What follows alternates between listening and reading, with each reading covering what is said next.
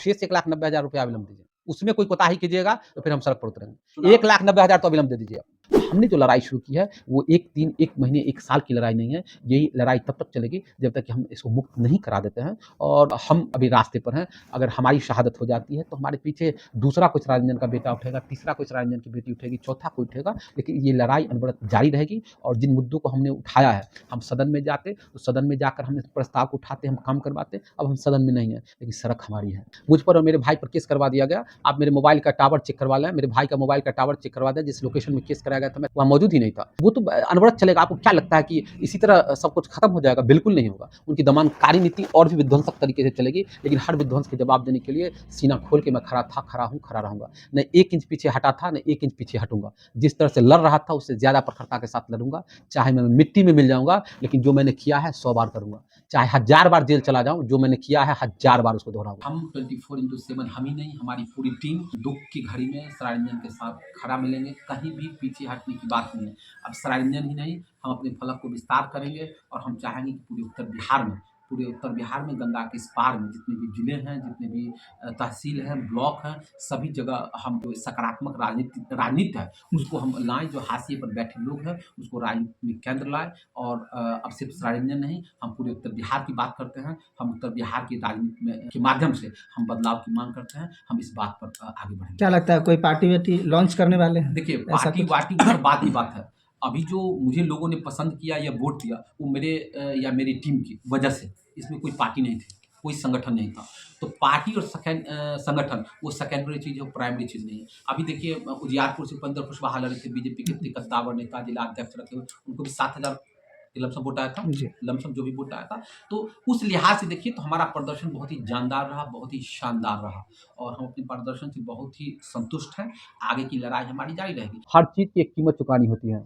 सरायरंजन में अलख जगाने की भी मैंने कीमत चुकाई है। जो व्यक्तिगत मुझ पर हमले हुए, मेरी माँ को गाली दिया गया मंत्री जी के संरक्षण में, मुझ पर हमले किए गए, मेरा भाई पर केस कराया गया, झूठा मुकदमा कराया गया, मुझ पर केस कराया गया, मेरे समर्थक के साथ मारपीट की गई। तो वो दर्जनों ऐसे मामलात हैं कि मतलब दमनकारी नीति अपनाई गई। इसके बावजूद भी हम बड़ी प्रखरता के साथ खड़े रहे, हम पीछे नहीं हटे हैं, ना ही हटेंगे। हमारे पास ऐसे 10 से ज़्यादा वीडियो हैं जिसमें जीविका दीदी या टीचर, सरकारी टीचर वोट को प्रभावित कर रहे हैं, लेकिन हमने वो वीडियो साझा नहीं किया। क्यों हम साझा करें? वो भी सरायरंजन के लोग हैं, मेरे भाई हैं, मेरे बहन हैं और ये वो गलतफ़हमी में अभी हमारे साथ नहीं है, तो हम क्यों व्यक्तिगत तौर पे उनको परेशान करें? याद कीजिए कि 1857 जो भारत की पहली प्रत्यक्ष क्रांति थी, हालाँकि उससे पहले भी दर्जनों क्रांति हो चुकी थी, लेकिन 1857 पहली प्रत्यक्ष क्रांति थी। उसके बाद आज़ादी मिला 1947 में।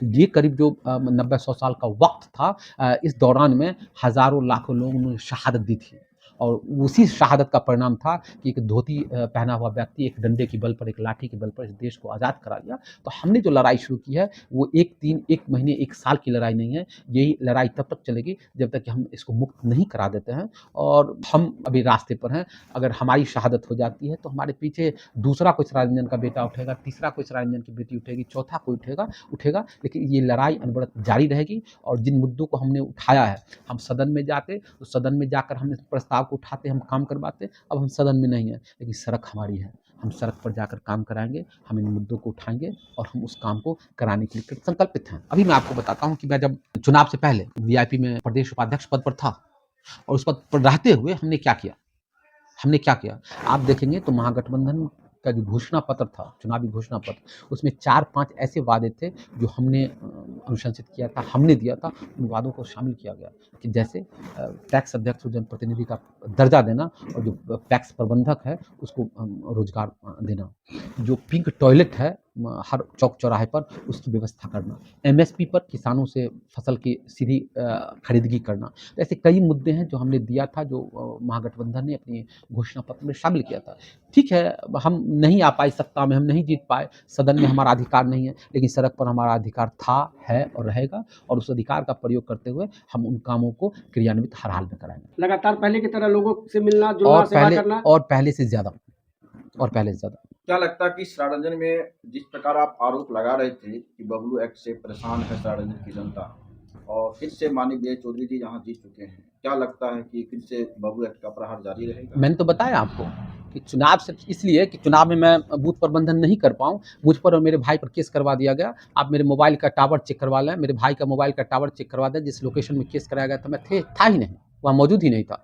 तो वो तो अनवरत चलेगा। आपको क्या लगता है कि इसी तरह सब कुछ खत्म हो जाएगा? बिल्कुल नहीं होगा। उनकी दमनकारी नीति और भी विध्वंसक तरीके से चलेगी, लेकिन हर विध्वंस के जवाब देने के लिए सीना खोल के मैं खड़ा था, खड़ा हूँ, खड़ा रहूँगा। न 1 इंच पीछे हटा था, न 1 इंच पीछे हटूँगा। जिस तरह से लड़ रहा था, उससे ज़्यादा प्रखरता के साथ लड़ूँगा। चाहे मैं मिट्टी में मिल जाऊँगा, लेकिन जो मैंने किया है 100 बार करूँगा। चाहे 1000 बार जेल चला जाऊँ, जो मैंने किया है 1000 बार उसको दोहराऊँगा। सारंजन में जो वर्तमान में विपक्ष की पार्टियां हैं, उनसे क्या चूक हुआ कि सारंजन में एक अच्छे उम्मीदवार का चयन नहीं करा पाए, जो लगातार चुनाव हारती जा रही ये है? सवाल मेरे लिए नहीं है, ये महागठबंधन के साथ ही ढूँढे इस सवाल का जवाब। जब बीबीटी पैड से निकला था और मैं सवाल उठा रहा था, उस समय भी मैंने अरविंद जी को कहा था कि आप लिखित में दीजिए। इसका फेसबुक लाइव में भी ऑडियो भी है। क्यों नहीं उन्होंने लिख कर नहीं दिया था?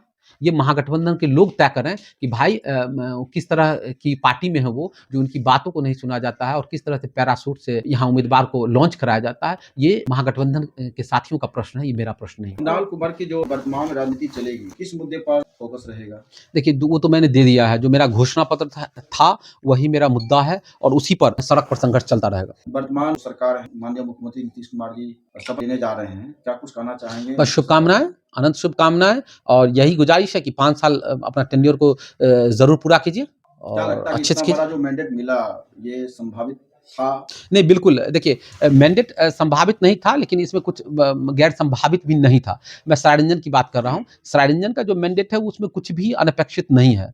मैंने आपको बताया कि पिछले लोकसभा का चुनाव देख लीजिए, तो 93,000 वोट बीजेपी के माननीय नित्यानंद राय को मिलता है और 73,000 वोट राजद के माननीय आलोक मेहता जी को मिलता है। तो 20,000 वोट का वहाँ फासला था और वही 20,000 वोट का फासला विधानसभा में भी रहता है कि राजद के साथी को 82 या 83,000 मिलता है और जदयू के साथी को 1,02,000 मिलता है।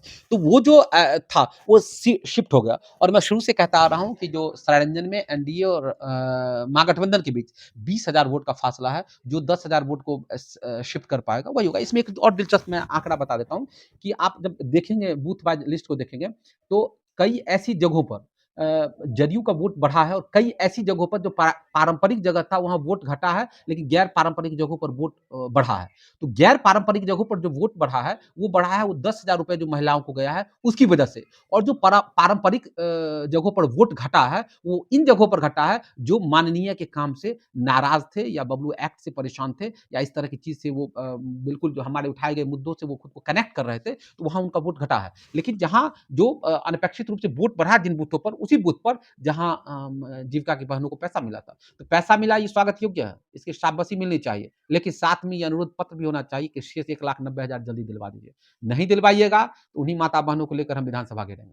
1,90,000 आप जल्दी दिलवाइए, क्योंकि 10,000 में कोई रोजगार नहीं होगा। तो 1,90,000 जो जल्दी आप निर्गत कराइए, सरकार बन जाएगी 5-7 दिन में।